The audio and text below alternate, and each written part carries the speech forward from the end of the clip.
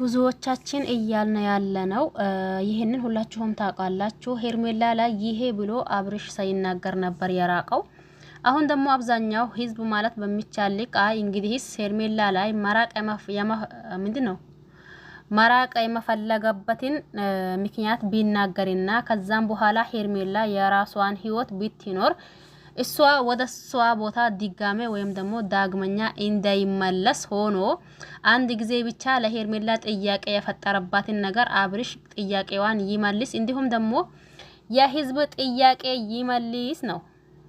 ጉድ አብርሽ ሲጀምር ይሄንን ቼክ ሲያደርገው አይደል እንዴ? በነገራችን ላይ ይሄ ሄርሜላ ላይ ብዙም ጊዜ ከአንድም ሁለት ከሁለትም ደግሞ ሶስት ጊዜ ተናግራለች። ይሄም ማለት እንግዲህስ መራቅም ካለብኝ ይሪቃለሁን ችግር የለም። ነገር ግን ደግሞ ከኔ እንዲሪቅ ያደረገው ነገር ባቃውና እንዲሁም ደግሞ ያንን ሁኔታ ወይም ደግሞ የሚስተካከልም ቢሆን ባስተካክለው ካልሆነም ደግሞ ብቻ ከኔ የራቀበትን ወይም ደግሞ ከኔ ሊሪቅበት የፈለገውን ምክንያት አንድ ጊዜ ብቻ ቢያስረዳኝ በቂ ነበር እያለች አንድ ጊዜም ሳይሆን እየተጋገመች እየተናገረች ነበር። ብዙዎቻችንም ደግሞ ሩታ ላይ እናቃለን፣ ብዙ ነገር አይተናል፣ ብዙ ነገር ሰምተናል። ነገር ግን ደግሞ ሄርሜላ ላይ እያየነው ወይም ደግሞ እየሰማነው ያለነው ነገር እጅግን ግራ የሚያጋባ ነገር ነው። ይሄም ማለት ሲላችሁ በቃ ይሄ ብሎ ሳይናገር እንዴ በቃ አንድን ሰው እንደዛ አስቀምጣችሁ እየፈለጋችሁበት ነገር የምታደርጉት እኔ ግራ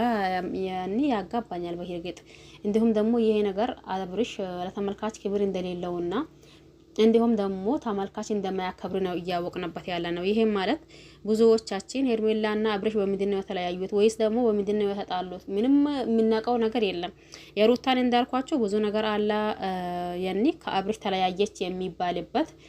ይሄንን ደግሞ ሄርሜላ ራሱ ተናግራለች። ምን ብላለች? ይሄ ለሩታ ብዙ ጥያቄዎች ተመልሶለታል።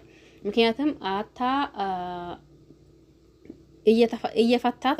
እየፈታት ህግ ራሱ ሁሉንም ነገር እያስተካከለው ህግ ነው። ይሄም ማለት ለልጇ ማድረግ ያለበት ነገርና እንዲሁም ደግሞ ልጁን ማያት ያለበት መንገድ እያመቻቻ ህግ ነው። ስለዚህ እኔ ደግሞ ይሄ ነገር እንደዛ ነው ብሎኝ ቢናገረኝ ከኔ ቢሪቅ አይቆጭኝም። ነገር ግን ደግሞ አሁን ጥያቄ ያልተመለሰልኝ ጥያቄ አለ። በኔ ምን አግኝቶ ነው ወይስ ደግሞ ከኔ የራቀባት ምክንያት ምንድነው እያለች ነበር ጥያቄዋ የሄርሜላ።